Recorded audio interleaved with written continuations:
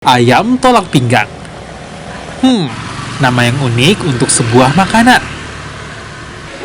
Nama ini disematkan lantaran ayam dibentuk seperti orang yang sedang bertolak pinggang.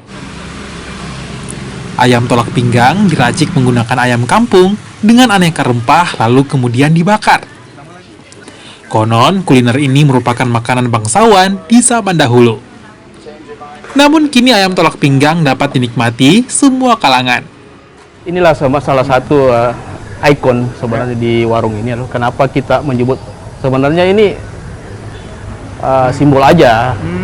Pada umumnya itu ayam itu dibakar sama pada umumnya. Cuma kita model aja seperti ini. Jadi kita model sayapnya itu ditarik ke belakang jadi seolah-olah kayak seperti tolak pinggang.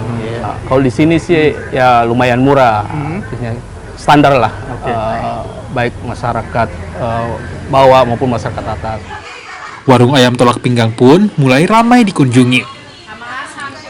Warung ini baru saja berdiri dan berada di Jalan Andi Pangerang Petarani, Makassar, Sulawesi Selatan.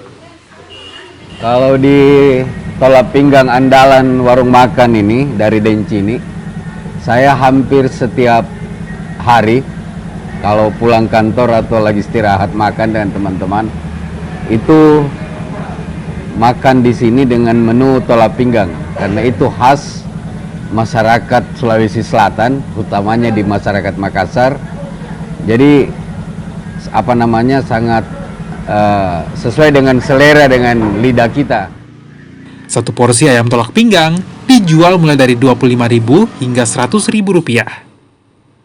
Satu ekor ayam tolak pinggang dapat dinikmati oleh 2 hingga 4 orang. Cocok dimakan siang